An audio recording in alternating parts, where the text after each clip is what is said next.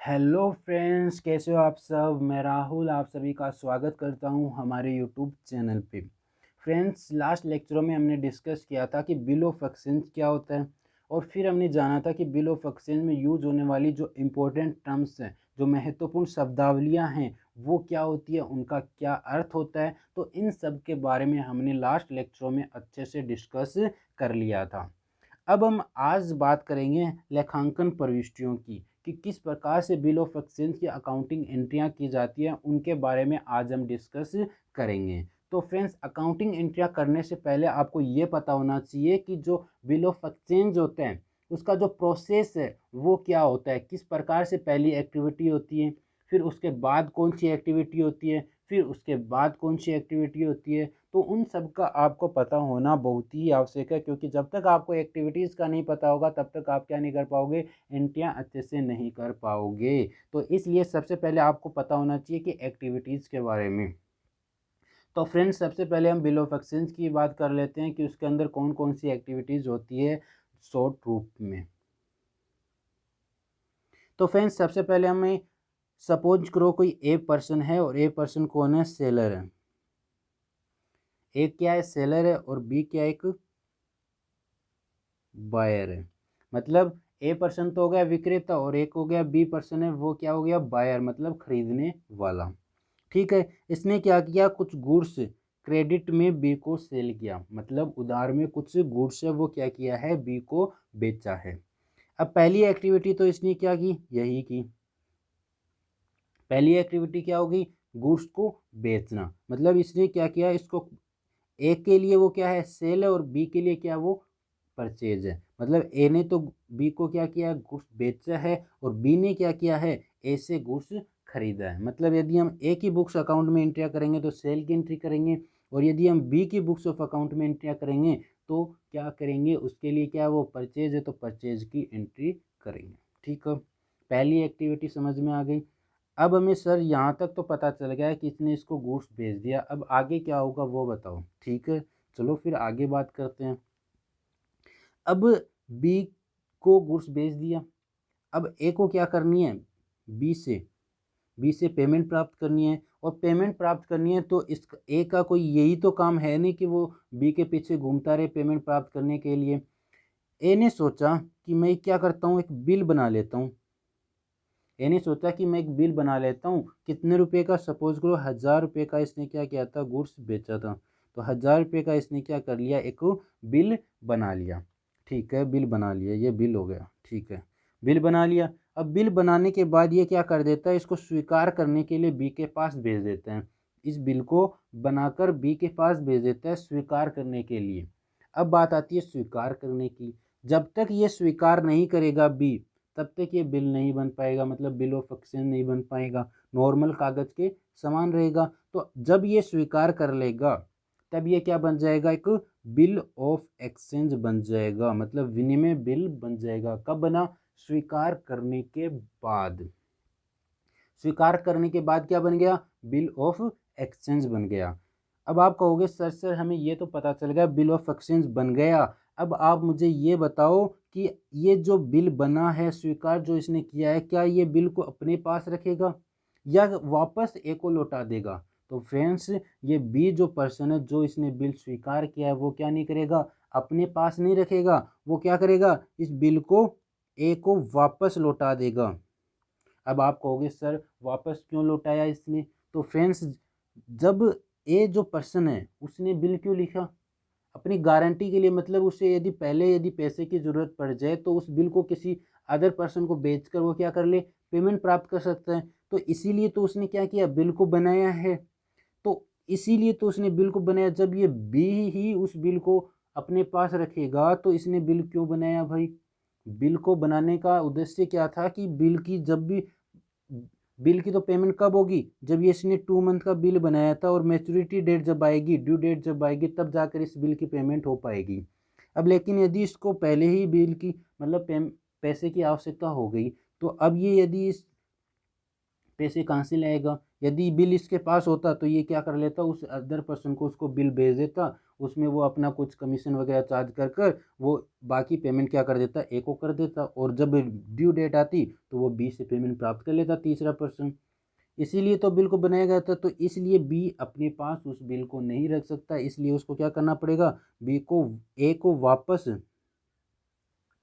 Bill को लौटाना पड़ेगा। तो ये क्या कर देगा, इसको ए को बिल को वापस लौटा देगा। अब सेकेंड एंट्री हो गई ये एक्टिविटी, पहली एक्टिविटी हो गई सेल करने वाली और दूसरी एक्टिविटी हो गई बिल को वापस लौटाने वाली। क्योंकि पहले यदि बिल ए के द्वारा लिखकर इसको स्वीकार करने के लिए जब भेजा गया था तो उस समय बिल की कोई भी वैल्यू नहीं थी, तो इसलिए वैल्यू ही नहीं थी तो हम एंट्री करने का क्या फ़ायदा, एंट्री होगी ही नहीं, कोई एक्टिविटी ही नहीं हुई, वो एक प्रकार से वैल्यू ही नहीं है उसकी, कागज़ के समान है उसकी वैल्यू, तो तब तक क्या नहीं होगी, उसकी एंट्री नहीं होगी। जब इसने स्वीकार कर लिया तो उसकी वैल्यू क्या हो चुकी है, 1000 रुपये के समान हो चुकी है, और 1000 रुपये के समान हो चुकी है इसका मतलब उसकी वैल्यू हो चुकी है, और वैल्यू हो चुकी है तो हमें क्या करना पड़ेगा, उसकी एंट्री भी करना पड़ेगा। तो जो बिल बना है वो क्या किया इसने, वापस ए को जब लौटाया है इसने, ए को लौटाने की एंट्री हमें क्या करनी पड़ेगी। तो पहली एक्टिविटी होगी सेल की और दूसरी एक्टिविटी होगी हमारी वापस लौटाने की। तो यहाँ तक कोई प्रॉब्लम, मुझे आशा है कि आपके अच्छे से समझ में आ गया होगा। अब हम आगे की बात करते हैं कि जब इसके पास बिल आ गया ए के पास तो उसके बाद क्या होगा। यहाँ तक समझ में आ गया? हाँ सर, यहाँ तक हमें अच्छे से समझ में आ गया है। आप आगे बताओ कि अब क्या होगा। चलो फिर आगे की बात कर लेते हैं। अब बिल किसके पास आ चुका है, ए के पास आ चुका है। ए के पास आने के बाद इसके पास 4 चॉइस है, मतलब इसके पास 4 ऑप्शन है। वो चारों ऑप्शनों में से कोई भी एक ऑप्शन को अपना सकते हैं। पहला ऑप्शन है उसके पास बिल को स्वयं के पास रख ले, बिल को क्या कर ले, वो स्वयं के पास रख ले, पहला ऑप्शन ही हो गया। दूसरा ऑप्शन है उसके पास कि वो बेचान कर दे, किसी तीसरे पर्सन को वो बेच दे बिल को, तीसरा ऑप्शन। और तीसरा ऑप्शन है उसके पास बिल को क्या कर ले, वो बैंक से डिस्काउंट करा ले, मतलब बट्टा करवा ले।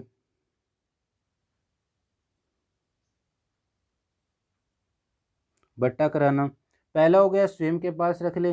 दूसरा बेचान कर दे किसी पर्सन को। तीसरा बट्टा करवा ले बैंक से। और चौथा ऑप्शन है उसके पास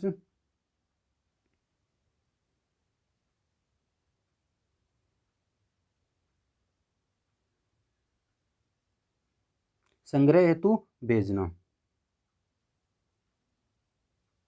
तो फ्रेंड्स इस प्रकार से इसके पास 4 ऑप्शन थे। पहला ऑप्शन था उसके पास बिल को स्वयं के पास रख ले। दूसरा ऑप्शन है उसके पास कि बिल को क्या कर ले, वो बैंक से डिस्काउंट करा ले। और तीसरा ऑप्शन है उसके पास कि बिल को क्या कर ले, वो किसी अदर पर्सन को बेच दे। और चौथा ऑप्शन है उसके पास बिल को क्या करा ले, वो बैंक से संग्रह करवा ले, मतलब संग्रह हेतु भेज दे।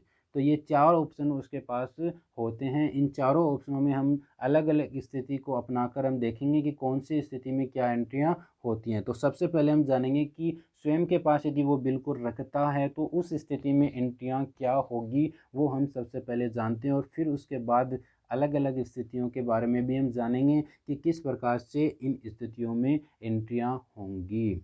तो सबसे पहले हम बात करते हैं यदि वह बिल को स्वयं के पास रखता है तो उस स्थिति में एंट्री क्या होगी। तो चलो फ्रेंड्स अब हम बात करते हैं कि यदि लेखक स्वयं के पास बिल को रखता है तो उस स्थिति में एंट्री क्या करेगा वो। तो एंट्रियाँ करने से पहले आपको सबसे पहले ये पता होना चाहिए कि आप किसकी बुक्स में एंट्रियाँ कर रहे हो। जब तक आपको ये नहीं पता होगा कि आप किसकी बुक्स में एंट्रियाँ कर रहे हो तो आप एंट्रियाँ सही कर ही नहीं सकते। क्यों? क्योंकि जब आप जिसकी बुक में एंट्रियाँ कर रहे हो तो उसके स्थान पे स्वयं को रख कर देखना पड़ेगा कि वो मेरे लिए क्या होगा, जो ट्रांजैक्शन हुआ है वो मेरे लिए क्या होगा, तभी तो आप क्या कर पाओगे, उसका सही अर्थ समझ पाओगे। तो इसलिए सबसे पहले आपको ये डिसाइड देखना है कि क्या किसकी बुक्स में आप एंट्री कर रहे हो। अब आप कहोगे सर ऐसा क्यों देखा जाता है। फ्रेंड्स ऐसा इसलिए देखा जाता है क्योंकि जब तक आपको ये नहीं पता होगा, जैसे सपोज करो जो लिखने वाला व्यक्ति है, बिल लिखने वाला मतलब विक्रेता है। आप विक्रेता की बुक्स में क्या कर रहे हो, एंट्रियाँ कर रहे हो। तो विक्रेता ने क्या किया है, ये विक्रेता है ए और ये बायर है खरीदने वाला। जब इसने इसको गुड्स बेचा है, सेल किया है, तो इस ए पर्सन के लिए मतलब विक्रेता के लिए वो क्या है, सेल है। जबकि उसी अपोजिट जो बी है, जो क्रेता है, जो क्रेता है उस क्रेता के लिए ये क्या है, परचेज है। मतलब उसने तो क्या किया, इसको परचेज किया। वो बी तो अपनी बुक्स ऑफ अकाउंट में क्या करेगा, परचेज की एंट्री करेगा, परचेज की एंट्री करेगा, जबकि ए है वो अपने बुक्स ऑफ अकाउंट में सेल की एंट्री करेगा।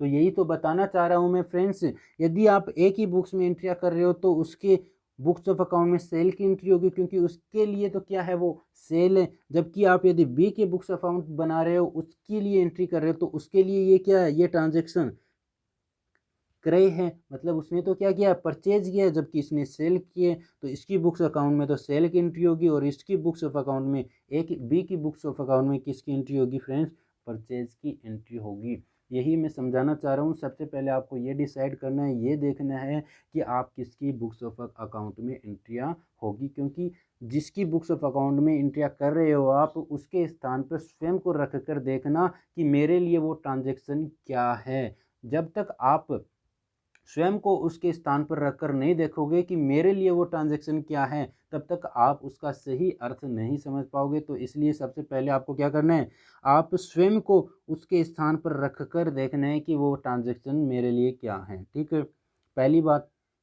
हाँ सर, यहाँ तक हमें समझ में आ गया। चलो हम ये बात समझ गए। आप अब आगे एंट्रियाँ बताओ कि क्या क्या एंट्रियाँ होंगी। ठीक है फ्रेंड्स, फिर चलो हम आगे बात करते हैं। पहली एक्टिविटी मैंने बताई थी बेचने पर। सबसे पहले क्या करेगा, गुड्स को बेचेगा। तो अब गुड्स को बेचेगा तो एंट्री क्या करेगा, सीधी सी बात है, सेल की एंट्री करेगा। तो सेल की एंट्री किस प्रकार से होगी, सबसे पहले तो मुझे ये बताओ, आप गुड्स किसको बेचा है उसने, बी को। स्वीकार करने वाले को, बिल को जिसने स्वीकार किया है उसको ही तो बेचा है। तो इसका मतलब गुड्स पाने वाला व्यक्ति कौन है, ड्रोवी। गुड्स पाने वाला व्यक्ति कौन है, ड्रोवी। और गुड्स ड्रोवी है, पाने वाला व्यक्ति कौन है, ड्रोवी। अब आप कहोगे सर ड्रोवी को डेबिट क्यों किया। फ्रेंड्स, ड्रोवी को डेबिट इसलिए किया गया है, क्यों, क्योंकि ड्रोवी है वो एक क्या है, पर्सनल अकाउंट से संबंधित है, पर्सनल अकाउंट से। और पर्सनल अकाउंट का नियम कहता है कि जो पाने वाला व्यक्ति है उसको आप क्या करो, एंट्री के अंदर डेबिट करो, और जो देने वाला व्यक्ति है उसको आप एंट्री के अंदर क्या करो, क्रेडिट करो। ये किसका नियम है, पर्सनल अकाउंट का नियम है। ये किससे रिलेटेड है, पर्सनल अकाउंट से। हाँ सर, ये तो हमें पता है, पर्सनल अकाउंट से नियम से संबंधित है। क्यों, क्योंकि ये एक पर्सन का नाम है, एक प्रकार से पर्सन से रिलेटेड है ये एक प्रकार से, तो इसलिए पर्सनल अकाउंट से संबंधित है। तो इसलिए हमने, पाने वाला व्यक्ति ड्रोवी था, तो इसलिए हमने क्या कर दिया, ड्रोवी को डेबिट कर दिया। अब बात आती है क्रेडिट करने की, कि क्रेडिट किसको करें। तो फ्रेंड्स, क्रेडिट करोगे आप सेल को।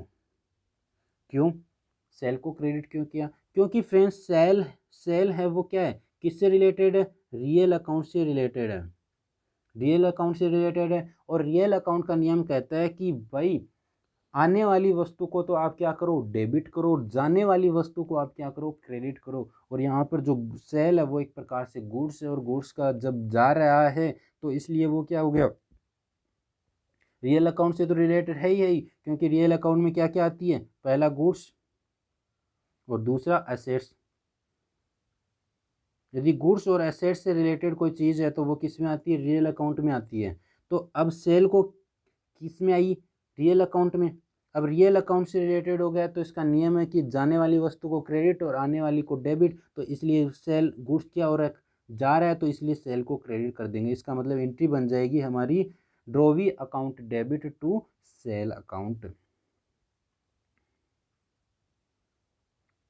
ओके फ्रेंड्स, पहली एंट्री हमने समझ ली। अब हम बात करते हैं, ये तो किसकी बुक्स ऑफ अकाउंट में थी, ड्रोवर की बुक्स ऑफ अकाउंट में। जो ड्रोवर है, लेखक है जिसने बिल को लिखा है, उसकी बुक्स ऑफ अकाउंट में ये एंट्रियाँ थी। अब हम बात करते हैं ड्रोवी के अकाउंट में। यदि ड्रोवी हो तो वो क्या करेगा, उसके लिए तो ये क्या, एक परचेज है, और परचेज है तो वो क्या करेगा, परचेज की एंट्री करेगा। तो परचेज की एंट्री क्या होती है, वैसे तो मैंने आपको बेसिक, जब मैंने अकाउंट्स, ये जो अकाउंट्स का जो वर्गीकरण है जब मैंने पढ़ाया था, personal account, real account, nominal account, उन केस में जब एंट्रियां करनी सिखाई थी, उस केस में भी मैंने आपको समझाया था कि एंट्रियां किस प्रकार से की जाती हैं। यदि एंट्रियां करनी नहीं आती है आपको तो पीछे के जो लेक्चर है मेरे उनमें देख लेना। एंट्रियों को बनाने का जो प्रोसेस था वो भी मैंने आपको अच्छे से समझा चुका हूँ मैं पीछे। एंट्रियाँ किस प्रकार से बनाई जाती है वो मैंने आपको समझा दिया। तो अब परचेज की एंट्री करेगा तो परचेज की एंट्री करेगा तो परचेज को डेबिट करना पड़ेगा और ड्रॉवर को क्रेडिट करना पड़ेगा। क्यों? ड्रॉवर क्या है? देने वाला व्यक्ति, और देने वाले व्यक्ति को क्या करते हैं? देने वाले को व्यक्ति को क्या करते हैं? क्रेडिट, क्योंकि गुड्स किसने दिया है? ड्रॉवर ने तो हमें दिया है, तो देने वाला व्यक्ति हो गया ड्रॉवर। इसके लिए बात कर रहे हैं हम, स्वीकारकर्ता जो है ना उसकी बात कर रहे हैं। तो ये ड्रॉवर को इसने क्या कर दिया? क्रेडिट, और परचेज को इसने क्या कर दिया? डेबिट। क्यों? क्योंकि परचेज है वो एक प्रकार से रियल अकाउंट से रिलेटेड है। रियल अकाउंट से रिलेटेड, और रियल अकाउंट का नियम कहता है कि आने वाली वस्तु को डेबिट और जाने वाली को क्रेडिट। तो इसलिए परचेज क्या हो रहा है? इसने गुड्स खरीदा है तो गुड्स क्या हो रहा है? व्यापार में आ रहा है, तो आ रहा है तो इसने क्या कर दिया? परचेज को डेबिट कर दिया और ड्रॉवर को क्या कर दिया? इसने क्रेडिट कर दिया। ओके फ्रेंड्स, यहाँ तक मुझे आशा है कि ये पहली एंट्री है वो आपको अच्छे से समझ में आ गई होगी कि लेखक की पुस्तक में क्या होती है और स्वीकारकर्ता की पुस्तक में क्या होती है। फिर हम बात करते हैं सेकेंड एंट्री की। सेकेंड एंट्री है हमारी बिल लिखने पर, बिल के केस में।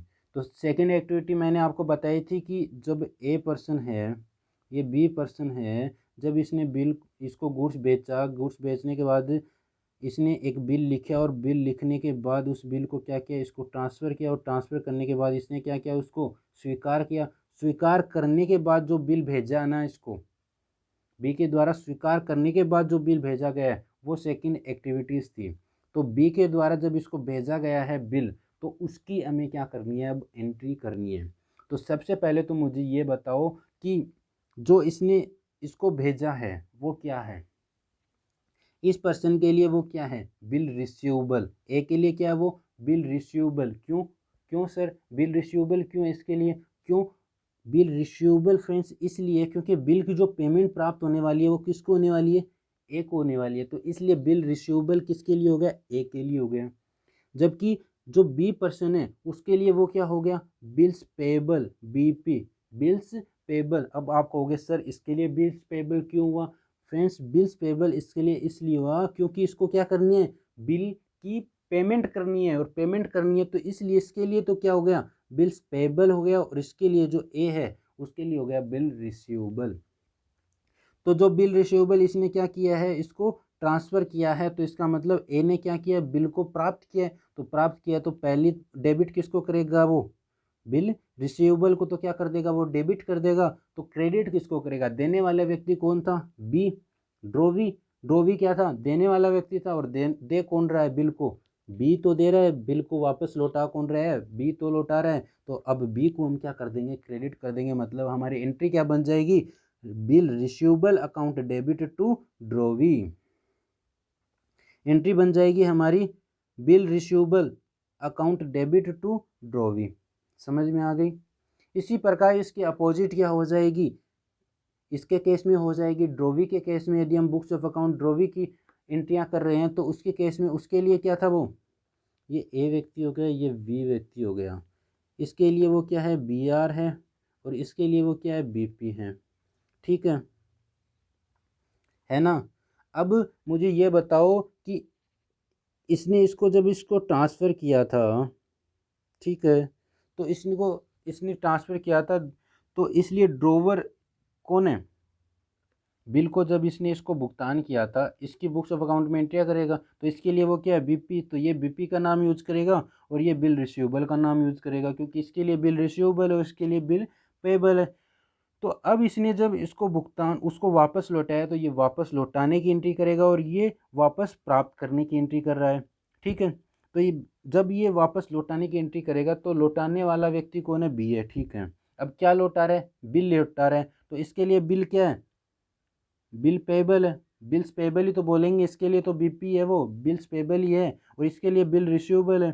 तो ये बिल रिसीवेबल को क्या कर, जो बिल्स पेबल है उसको क्या कर रहा है? ये भेज रहा है, अपने से दूर कर रहा है। तो दूर कर रहा है मतलब भेज रहा है, तो इसलिए जो बिल्स पेबल है उसको तो हम क्या कर देंगे? क्रेडिट कर देंगे। अब मुझे ये बताओ कि जो इसने बिल भेजा है बी ने, वो प्राप्त कौन कर रहा है? ए कर रहा है। ए कर रहा है ना? ए जब बिल को प्राप्त कर रहा है तो ए के लिए क्या हो गया, वो प्राप्त करने वाला ए व्यक्ति, तो प्राप्त कर हमने जाना कि पर्सनल अकाउंट का नियम क्या कहता है, पाने वाले व्यक्ति को डेबिट करते हैं और देने वाले व्यक्ति को क्या करते हैं, क्रेडिट। तो पाने वाला व्यक्ति कौन है, ए, तो इसलिए ड्रोवर को क्या कर देंगे हम, डेबिट कर देंगे और बिल पेबल को क्या कर देंगे हम, क्रेडिट कर देंगे और हमारी एंट्री बन जाएगी drawer account debit to bills payable. Clear, समझ में आ गई। चलो फिर हम आगे की बात कर लेते हैं, अगले वाली एंट्री की। तो अगले वाली एंट्री हमारी, ये बिल लौटा दिया, बिल ऑफ एक्सचेंज बन चुका है, ठीक है। जब ये बिल को अपने पास रखता है तो इसका भुगतान कब होगा, मैच्योरिटी डेट पर, जब ड्यू डेट इसकी आएगी तब ये क्या करेगा, ये बिल को लेकर बी के पास जाएगा और उसको बी को बिल दिखाएगा और दिखाकर क्या कर लेगा, पेमेंट प्राप्त कर लेगा। अब जब ये बी इसको पेमेंट देगा तो बी के लिए तो वो क्या हो गया, खर्चा, और ए के लिए वो क्या हो गया, इनकम। तो अब ए को क्या हो रही है, पैसे प्राप्त हो रहे हैं। तो पैसे प्राप्त हो रहे हैं, क्या प्राप्त हो रहा है, कैश हो रहा है। तो इसका मतलब कैश क्या, एक असेट्स है, कैश क्या है, एसेट्स है। और हमने जो रियल अकाउंट का जो नियम है वो क्या कहता है कि आने वाली वस्तु को आपको क्या करना है, डेबिट, और जाने वाली को आपको क्या करना है, क्रेडिट। रियल अकाउंट का नियम कहता है। और ऐसे जो कैश है वो किससे रिलेटेड है, रियल अकाउंट से रिलेटेड है। तो इसलिए कैश को यहाँ पर क्या किया गया है, डेबिट किया गया है। और अब मुझे ये बताओ कि ये पेमेंट है वो किसकी की गई है, किसकी पेमेंट प्राप्त हुई है, हमें इस पर्सन को किसकी पेमेंट प्राप्त हुई है, बिल रिसीवेबल की।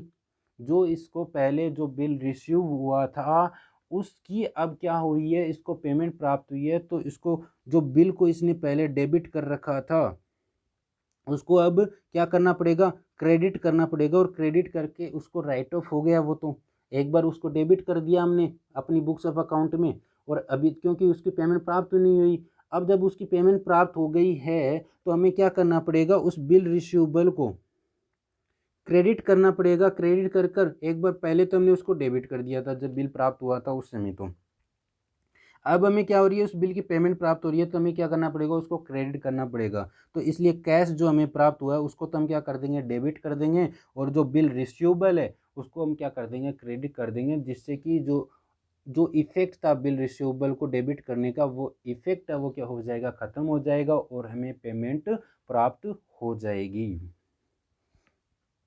इसी प्रकार फ्रेंड्स इसकी एंट्री हो जाएगी ड्रोवी के बुक्स ऑफ अकाउंट में, एंट्री हो जाएगी। अब आप कहोगे कि ड्रोवी के अकाउंट में कैसे होगी।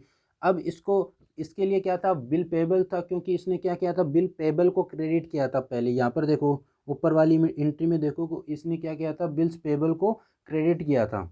तो इसको इसने क्रेडिट किया था, तो अब इसको क्या करना पड़ेगा, इस बिल पेबल को राइट ऑफ करना मान लो, या इसका जो इफेक्ट था वो ख़त्म करने के लिए इसको डेबिट करना पड़ेगा। क्यों, क्योंकि इसने तो क्या कर दिया, उसकी पेमेंट कर दी है, और पेमेंट कर दी है तो उसको क्या करना पड़ेगा, उसका जो इफेक्ट है वो कम करना पड़ेगा।